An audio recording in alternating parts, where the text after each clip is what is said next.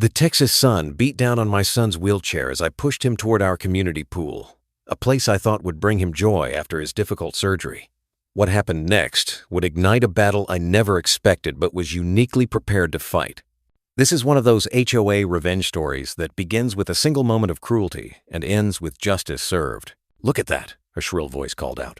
"We're not a nursing home, are we? This is a family community." I turned to see Brenda Thompson, head of our HOA board, standing with her arms crossed, a look of disgust on her face as she stared at my 12-year-old son, Michael. Her friends, other board members, snickered beside her. Michael, who had already endured so much in his young life, lowered his head. His fingers tightened on the wheelchair arms. I felt my own hands clench into fists, the familiar heat of anger rising in my chest. "Excuse me?" I said, my voice dangerously calm. Brenda flipped her blonde hair over her shoulder. "I'm just saying that wheelchairs aren't exactly aesthetically pleasing. People pay good money to live here. They don't want to be reminded of, well, you know." If you're angry right now, comment HOA Karen, because what she said next would shock even the most hardened person.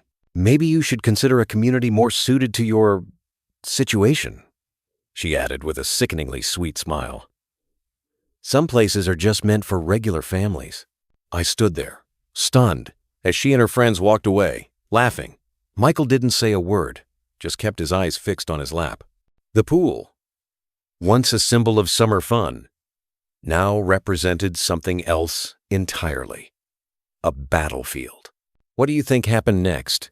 Comment below with your prediction. That night, as I tucked Michael into bed, he asked me a question that broke my heart. "Dad, am I an embarrassment to you?" I sat beside him, taking his hand. "Never, son. You're my hero. Always have been, always will be." I served 3 tours in Afghanistan, saw things no person should ever see, and came home with medals and PTSD. But nothing prepared me for the cruelty of a suburban HOA board member in Texas who thought she could mock my child for being in a wheelchair. Has this ever happened to you? Like, if yes, because you need to know you're not alone in facing HOA bullies. My name is Mark Jennings, and I'm a decorated Army Ranger who retired after 15 years of service. 3 years ago, I moved with my son Michael to this quiet Texas suburb, hoping for a peaceful life away from the chaos of war. I chose this neighborhood specifically because of its reputation for being family-friendly and accessible. Or so I thought.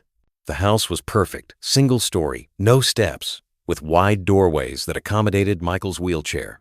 After his mother died in a car accident 2 years prior, I wanted nothing more than stability for my son. The real estate agent assured me the HOA was reasonable and welcoming to all. For the first 6 months, everything was fine. Neighbors waved as we took our evening walks. Kids from the block would come over to play video games with Michael, who, despite his physical limitations, was the best gamer on the street. I even joined the neighborhood watch, thinking I was becoming part of the community.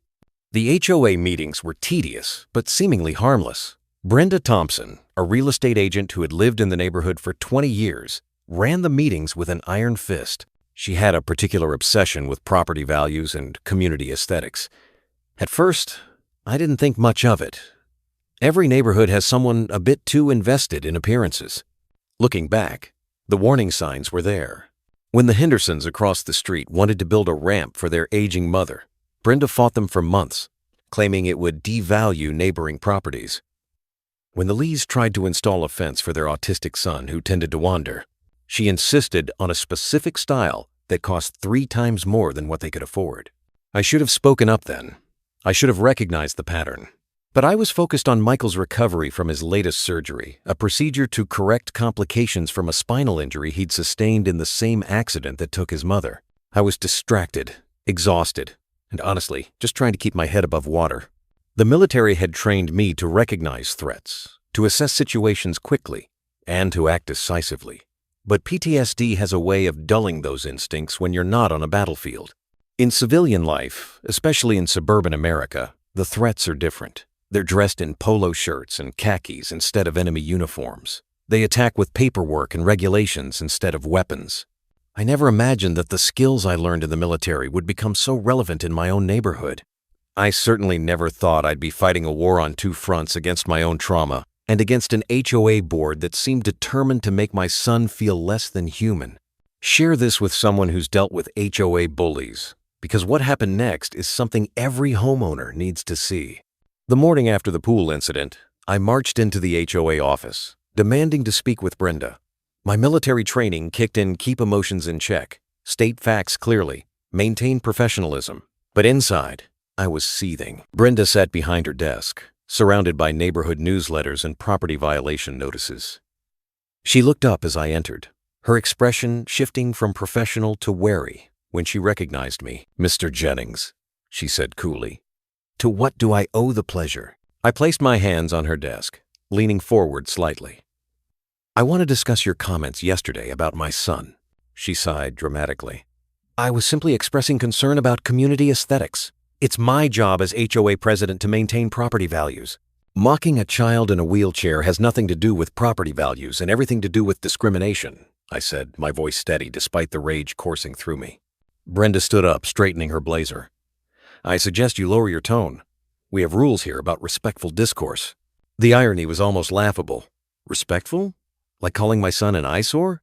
"I never said that," she lied smoothly. "You're being overly sensitive. Perhaps military life has made you confrontational." That was it. The trigger that flipped a switch in my brain.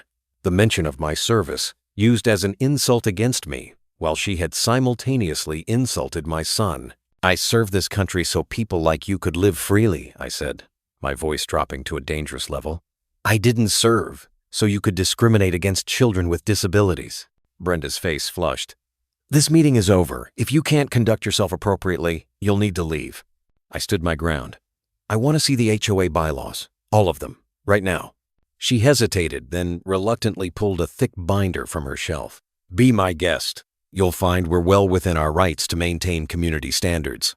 As I flipped through the pages, something caught my eye, a section about community aesthetics that gave the HOA broad power to determine what was and wasn't appropriate for the neighborhood. It was vague, subjective, and ripe for abuse. Then I found it. Buried in the back was a clause that made my blood run cold. It stated that the HOA could restrict any visible medical equipment or apparatus that might negatively impact property values or community character. "This is discriminatory," I said, pointing to the clause. "This violates the Americans with Disabilities Act." Brenda shrugged. "Our attorney reviewed it. It's perfectly legal." I left the office with copies of the relevant documents, my mind racing. The peaceful resolution I had hoped for was clearly not going to happen. Brenda had made it personal, and she had no intention of backing down. That night, as I sat at my kitchen table reviewing the documents, Michael rolled into the room. "Did you fix it, Dad?" I looked at my son's hopeful face and knew I couldn't let him down. "I'm working on it, buddy. I'm working on it." What I didn't tell him was that I had just discovered a pattern of discrimination that went far beyond our family, and I was going to expose it. The HOA thought they were above the law. They had no idea who they were dealing with. The next morning, I woke up with a sense of purpose I hadn't felt in years. The fog of PTSD that often clouded my mind had lifted, replaced by the clarity of a mission. I was going to fight this, and I was going to win. I started by reaching out to the Hendersons, whose request for a ramp had been denied. Mrs. Henderson welcomed me into her home, where her elderly mother sat in a wheelchair near the window. "They told us the ramp would be too institutional looking," Mrs. Henderson explained, her voice tight with frustration. Meanwhile, Mr. Peterson 2 streets over built that ridiculous fountain in his front yard, and that was perfectly fine. Next, I visited the Lay family, who showed me the exorbitant estimate for the aesthetically appropriate fence the HOA had demanded. Their son, Thomas, sat quietly in the corner, stimming with a small toy. "Thomas sometimes elopes," Mr. Lee explained. "We need a fence to keep him safe, but the HOA insisted on wrought iron with specific scrollwork that costs over $15,000. Pattern by pattern, the evidence mounted. The HOA, under Brenda's leadership, had been systematically targeting families with disabilities or special needs, using the vague community aesthetics clause to enforce discrimination. I contacted a disability rights attorney who reviewed the documents I'd collected. "This is a clear violation of the Fair Housing Act," she told me over the phone. "Who's can't enforce rules that discriminate against people with disabilities, even if they claim it's about aesthetics?" Armed with this information, I created a simple flyer and distributed it to neighbors I thought might be sympathetic. The response was overwhelming. People I'd known for years shared stories of Brenda's tyranny fines for slightly faded paint, threats over lawn height, demands to remove unsightly play equipment. Then something unexpected happened. When the neighbors found out what Brenda had said about Michael, they were furious. Mrs. Garcia from down the street organized a small meeting in her living room. 20 people showed up, including the Hendersons, the Lees, and others who had faced Brenda's discrimination. "We need to do something," said Mr. Henderson, his voice trembling with anger. "This has gone on long enough." As we discussed our options, I noticed something remarkable happening. People who had previously felt powerless were finding strength in numbers. The community was beginning to rally behind us. That night, I called my former commander, Captain Rodriguez. "I need your help," I said when he answered. "It's not military business, but it's a fight for justice." Rodriguez, now retired himself, listened intently as I explained the situation. "Count me in," he said without hesitation. "And I know a few others who would want to help too." And then I found the document that changed everything. While reviewing HOA meeting minutes, I discovered that Brenda had been using HOA funds for personal expenses, lavish dinners, trips, even a down payment on a luxury car, all disguised as community development or professional development. The discrimination was just the tip of the iceberg.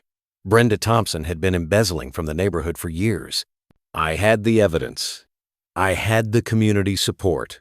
And now, I had a plan. 2 weeks after my conversation with Captain Rodriguez, my military brothers began arriving. They didn't come in uniform, but they carried themselves with the same discipline and purpose I remembered from our service together. First was Sergeant Marcus Washington, a logistics specialist who now ran a successful security consulting firm. He arrived with a laptop and a determination that was infectious. "Mark, you've got yourself a classic power imbalance situation," he said, setting up at my kitchen table. "But power imbalances can be corrected with the right strategy." Next came Lieutenant Colonel Sarah Chen, a JAG officer who had recently retired and was now working as a disability rights attorney. She reviewed my documents with a lawyer's precision. "This is worse than I thought," she said, shaking her head. "The discrimination is blatant, but the financial mismanagement is what's really going to bring her down." Finally, Captain Rodriguez arrived, bringing with him a quiet authority that immediately commanded respect. He listened to everything we had uncovered, then asked a simple question. "What's your end goal here, Mark?" I looked at my son, who was sitting in the living room, playing video games with Marcus's son, who had come along for the visit. "I want Brenda removed from the HOA board. I want the discriminatory clauses removed from the bylaws. And I want the neighborhood to be a place where Michael and anyone else with disabilities feels welcome." Rodriguez nodded. "Then that's what we'll do." The presence of my military brothers changed everything. They brought skills I didn't have, Marcus's organizational abilities, Sarah's legal expertise, Rodriguez's strategic thinking. Together, we crafted a plan that would expose Brenda's discrimination and financial mismanagement while rallying the community to our cause. The plan had several components. First, we would document every instance of discrimination we could find, creating a timeline that showed a clear pattern of targeting vulnerable residents. Second, we would gather evidence of the financial mismanagement, including receipts, bank statements, and meeting minutes. Third, we would call a special meeting of the HOA to present our findings and call for Brenda's removal. But the most important component was community organizing. We needed to get enough residents on our side to outvote Brenda and her allies on the board. Marcus created a database of residents, categorizing them based on their likely support. Sarah drafted a petition calling for Brenda's removal and the revision of the discriminatory bylaws. Rodriguez reached out to local media outlets, laying the groundwork for what he called strategic exposure. And me? I was the face of the movement, the father standing up for his son. It was a role I never asked for, but one I was determined to play to the best of my ability. One afternoon, as we were working in my living room, Michael rolled in and stopped beside me. "Are these your friends from the Army, Dad?" I put my arm around his shoulders. "Yes, buddy. They're my brothers." Michael looked at each of them, then back at me. "Are they going to help make the neighborhood better?" Rodriguez answered before I could. "We're going to help make it a place where everyone is treated with respect, son. Especially you." The look on Michael's face, hope mixed with disbelief, was all the motivation I needed to see this through. Brenda Thompson had picked the wrong veteran to mess with. And she had definitely picked the wrong child to mock. With my military brothers by my side, we began systematically building our case against Brenda and the HOA board. The work was meticulous, time-consuming, and at times emotionally draining, but we were determined to leave no stone unturned. Sarah took the lead on the legal aspects, researching state laws regarding HOAs, disability rights, and financial misconduct. She discovered that Texas had specific statutes governing HOAs, including requirements for transparent financial management and prohibitions against discrimination. HOAs in Texas are considered quasi-governmental entities, she explained during one of our strategy sessions. That means they have to follow certain rules, including the Americans with Disabilities Act and the Fair Housing Act. Marcus, with his background in logistics and organization, created a comprehensive filing system for all the evidence we were gathering. He categorized documents, created timelines, and identified patterns that would help us build a compelling case. "Look at this," he said one evening, pointing to a series of emails between Brenda and a landscaping company. "She's been awarding contracts to this company without board approval, and they happen to be owned by her brother-in-law." Rodriguez focused on community outreach, meeting with residents one-on-one to explain what we had uncovered and to ask for their support. He had a way of connecting with people that was genuine and respectful, and soon we had a growing list of residents willing to sign our petition and speak out against Brenda's leadership. As we dug deeper, the evidence of financial mismanagement became more damning.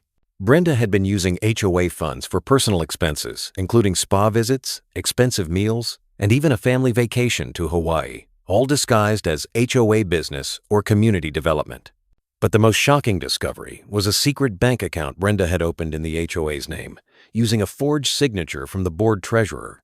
She had been diverting funds to this account for years, siphoning off thousands of dollars meant for neighborhood improvements. The irony was delicious. Brenda, who was so concerned about community aesthetics, had been stealing money that could have been used to make the neighborhood more accessible and beautiful for everyone. Sarah contacted the Texas State Attorney General's office, which had a division dedicated to HOA fraud. They were interested in our findings and asked us to continue gathering evidence. Meanwhile, Marcus reached out to local disability rights organizations, who were outraged by the discriminatory practices we had uncovered. They offered to provide expert testimony at the upcoming HOA meeting and to help us advocate for changes to the bylaws. As our case grew stronger, so did our community support. More and more residents came forward with stories of Brenda's bullying and discrimination. We collected statements from families who had been fined for minor infractions while others were allowed to violate the same rules without consequence. One of the most powerful testimonies came from an elderly veteran named Frank, who had been fined for having a non-compliant wheelchair ramp. "I fought in Vietnam," he told us, his voice shaking with anger. "I came home with injuries that require me to use this chair, and now I'm being punished for it in my own neighborhood?" Frank's story resonated deeply with me, and with many other residents. It was one thing to discriminate against a child, appalling as that was, but to target a veteran who had sacrificed for his country was beyond the pale. With each new piece of evidence, each new testimonial, our case grew stronger. We were building not just a legal case, but a moral one, and we were building a community that would no longer tolerate discrimination and corruption. The look on their face when they realized they lost was something I was beginning to imagine with great satisfaction. But this wasn't just about revenge. It was about justice and about creating a neighborhood where everyone, regardless of ability, could feel welcome and respected. The night of the special HOA meeting arrived, and the community room was packed to capacity. Residents stood along the walls, spilling out into the hallway. The air buzzed with anticipation and tension. Brenda sat at the front table with her board members, looking confident and unbothered. She had no idea what was coming. I sat near the front with my military brothers, Michael beside me in his wheelchair. He had insisted on attending, wanting to see justice in action. The meeting began with routine matters approval of previous minutes, treasurer's report, committee updates. Then came the moment we had been waiting for. "New business," Brenda announced, her voice dripping with condescension. "Does anyone have anything to bring before the board?" I stood up, my heart pounding but my voice steady. "Yes, I do." I moved to remove Brenda Thompson from her position as HOA president and to revise the bylaws to remove discriminatory language targeting people with disabilities. Murmurs rippled through the crowd. Brenda's face flushed with anger. "You can't just make a motion like that," she sputtered. "There's a process." "There is," I agreed, "and we followed it. We have the required number of signatures to call this special meeting, and we have the right to bring this motion." Brenda looked to her board members for support, but they seemed unsure of what to do. One of them, a man named David, who had always seemed reasonable, spoke up. "She's right, Brenda. The motion is in order. We need to address it." Brenda glared at him but nodded reluctantly. "Fine. Let's hear what you have to say." What followed was a masterclass in community activism. Sarah presented the legal case, explaining how the HOA's policies violated state and federal law. Marcus outlined the financial mismanagement, presenting document after document that proved Brenda had been embezzling funds. Then came the personal testimonies. Mrs. Henderson spoke about the need for a ramp for her elderly mother. Mr. Lee described the challenges of keeping his autistic son safe without an affordable fence. Frank, the elderly veteran, shared his story of being fined for his wheelchair ramp. Each testimony was met with nods of agreement and murmurs of support from the crowd. With each story, Brenda sank lower in her seat, her face growing paler. Finally, it was my turn. I spoke about Michael, about the challenges he faced, and about the cruelty of being mocked in his own neighborhood. I talked about my military service and my belief that communities should be places of inclusion, not exclusion. "This isn't just about my son," I concluded, my voice trembling with emotion. "It's about all of us. It's about the kind of neighborhood we want to live in. Do we want to be a community that values property over people? Or do we want to be a place where everyone is welcome, regardless of their abilities?" The room erupted in applause. Even some of Brenda's allies on the board were nodding in agreement. Then came the moment of public humiliation that Brenda had earned. Rodriguez stood up and addressed the crowd. "Ladies and gentlemen, what you've heard tonight is just the beginning. We have evidence of systematic discrimination and financial misconduct that goes back years. We've shared this evidence with the State Attorney General's office, and they are opening an investigation." Gasps filled the room. Brenda looked like she might be sick. "But it doesn't have to come to that," Rodriguez continued. "The board can do the right thing tonight. They can remove Brenda from her position, agree to revise the bylaws, and cooperate with the investigation. Or they can face the consequences." The shareable soundbite came unexpectedly from Frank, the elderly veteran, who stood up and said, "I didn't fight for this country to come home and be discriminated against in my own neighborhood. Freedom means freedom for everyone, not just the able-bodied." The crowd cheered, and I knew we had won. Despite the overwhelming evidence and community support, Brenda wasn't going down without a fight. In the weeks following the meeting, she escalated her attacks, targeting me and my family with increasing hostility. It started with fines. Suddenly, I received violation notices for everything from improper lawn maintenance to unapproved exterior modifications. Each fine was exorbitant, clearly designed to drain my resources and intimidate me into backing down. Then came the threats. Brenda sent me a letter stating that if I continued my campaign of harassment against her and the board, she would initiate foreclosure proceedings on my home. The letter was baseless. HOAs can't foreclose over disputes like this, but it was terrifying nonetheless. The financial ruin she was threatening was real. Legal fees were mounting, and the fines were adding up.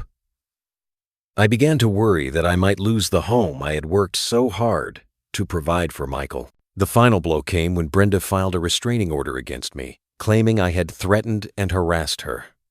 The allegations were completely false, but the legal process itself was punishing.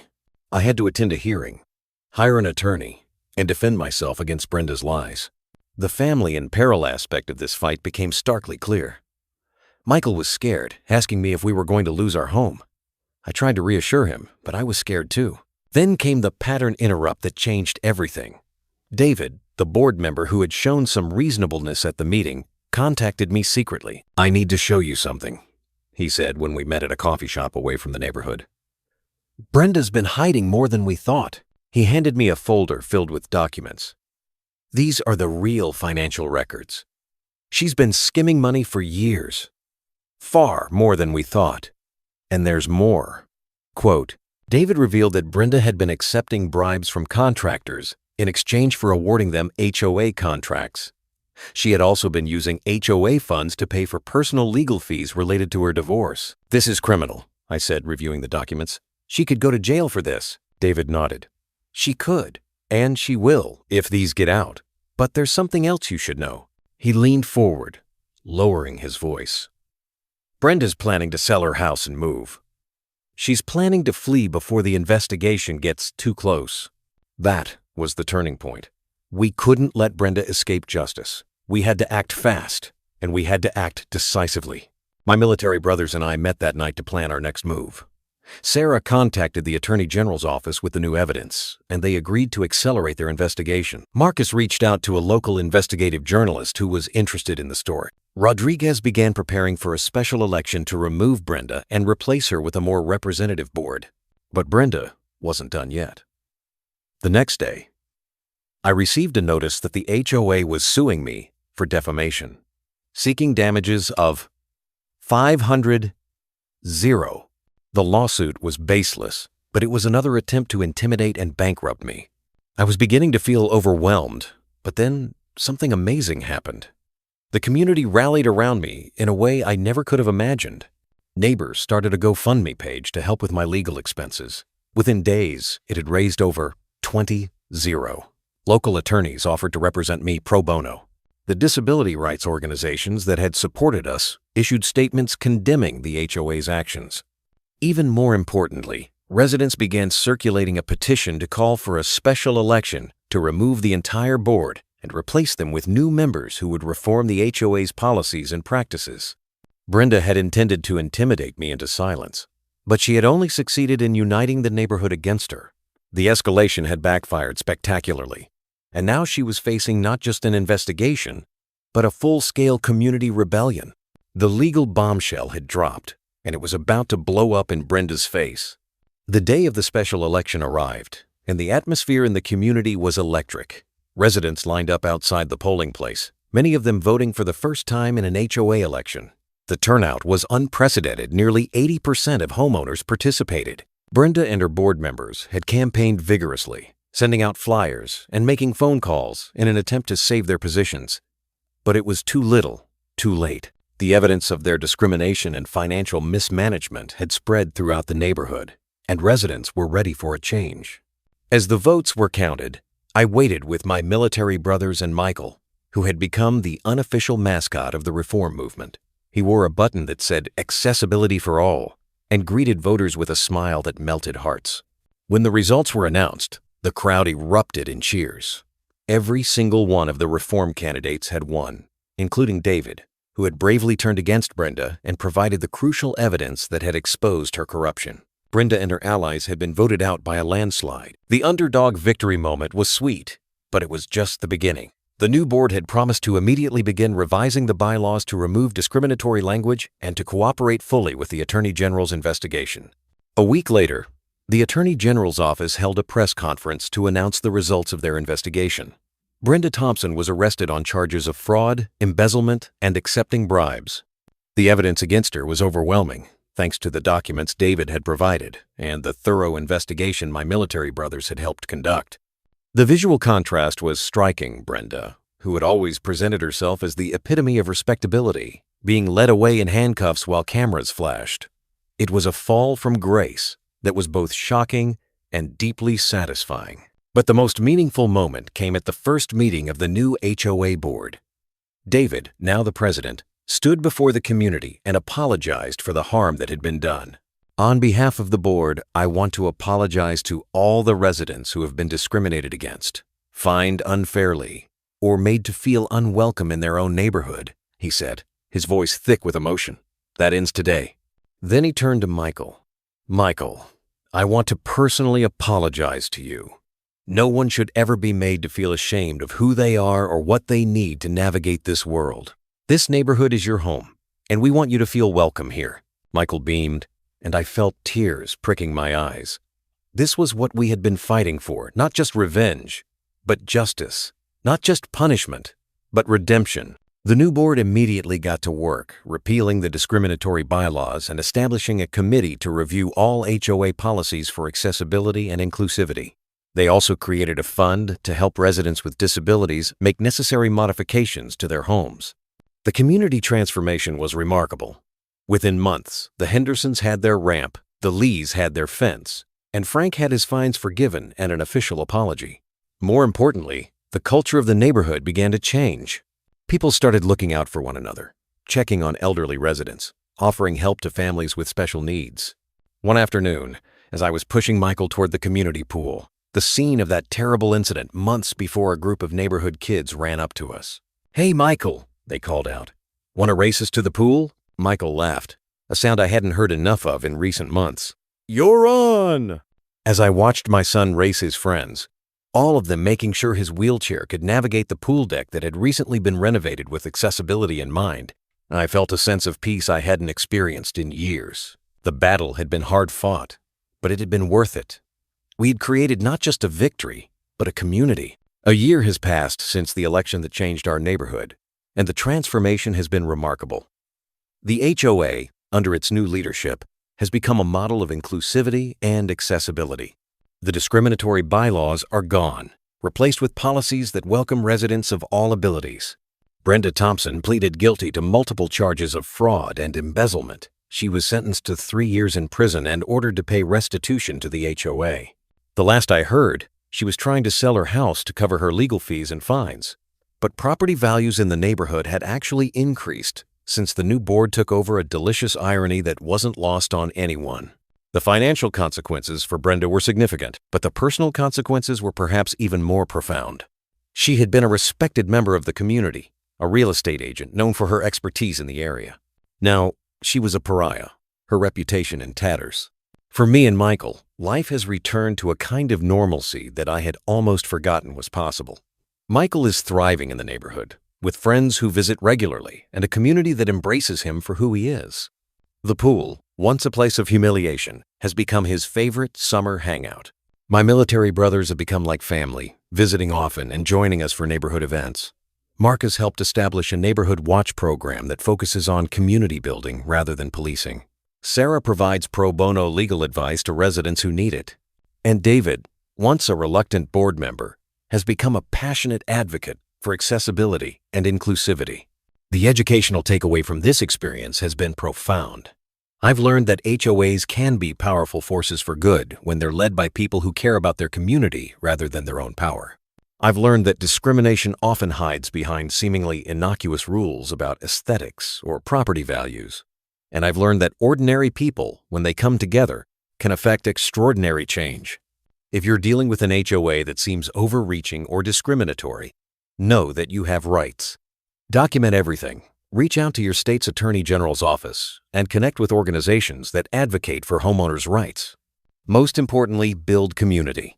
Find allies among your neighbors, because there's strength in numbers.